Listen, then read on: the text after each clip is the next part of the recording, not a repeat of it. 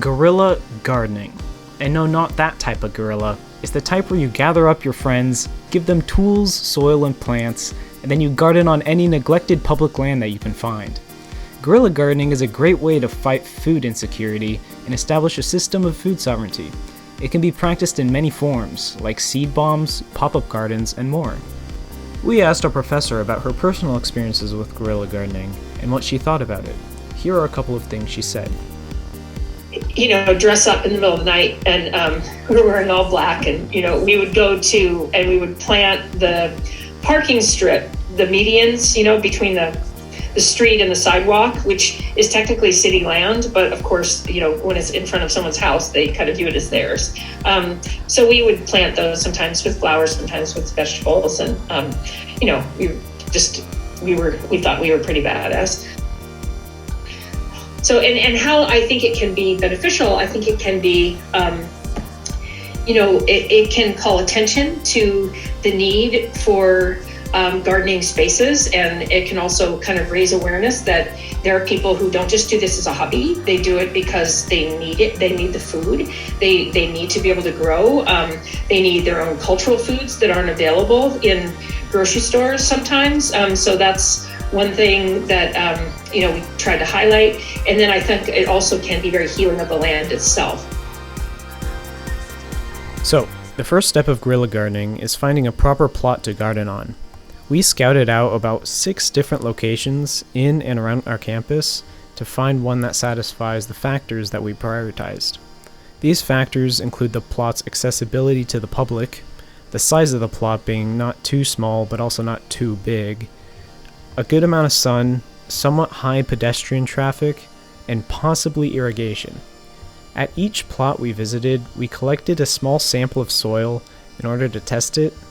Testing the soil isn't entirely needed if you bring your own compost or fertilizer, but we decided to take tests to show how greatly the soil quality can vary depending on where you're collecting the soil from.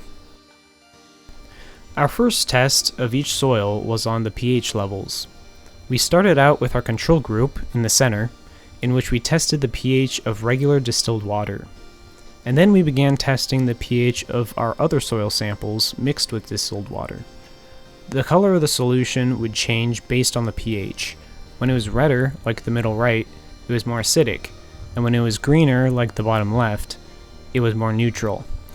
There are specific plants that thrive better in more neutral conditions, while there are others that work better in more acidic soils. Here are our results of the pH testing. As you can see, one of them is as low as 4.5, which is really acidic, while some others were about 6.5, which is more neutral. In addition to testing the pH of each soil sample, we also tested the phosphorus, potash, which is potassium, and nitrogen levels of each sample. The outcomes of these tests were pretty unfortunate, as we found pretty much no nitrogen or phosphorus and barely any potash in any of the samples. This meant that while some soils had good pH levels, they had no actual nutritional value. The ideal ratio for pKn is about 1:3, and we pretty much got 0:10 in these soil samples. So, we decided to go with this plot. It's still accessible to the public, has somewhat high pedestrian traffic, and pretty good sunlight. Now all we gotta do is get to work. The next step was to gather materials to make our pop-up garden in this plot. First, we needed tools to build the garden. We went to Berkeley Tool Library, which provides free tool lending for residents of Berkeley, along with some of the tools that we already had. Next, we got compost for free from the Berkeley Marina, which allows Berkeley residents to pick up as much compost as they want. Good morning, everybody. What is better than hearing songbirds and smelling fresh compost? You have the opportunity to do that here at Berkeley Marina, where the city of Berkeley gives out free compost to Berkeley residents.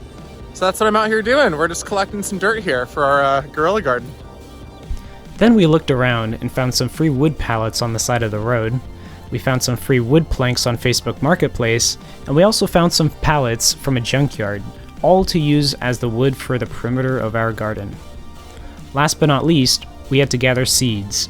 We used some starters as well as some existing sprouts that we already had.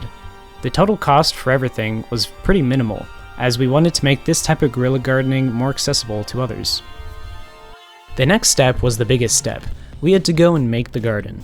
We started out by deconstructing all of our wood pallets and removing all the old nails. This took a while since there were so many nails and staples that we had to get rid of. However, once we successfully deconstructed all of our pallets, we measured out the side lengths of the plot and translated that into the planks.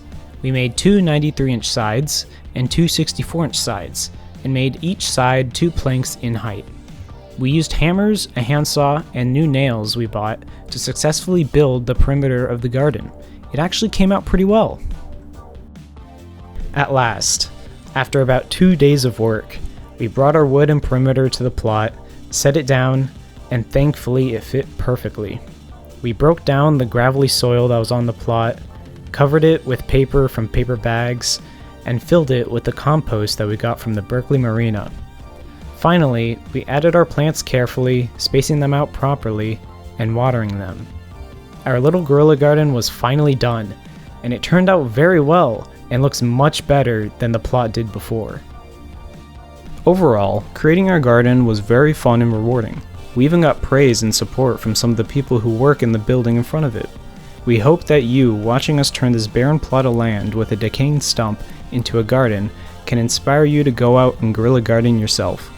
Even though we accomplished building this little garden, we'll still be adding more plants and assign to it in the future. Thank you so much for watching, and have a good day.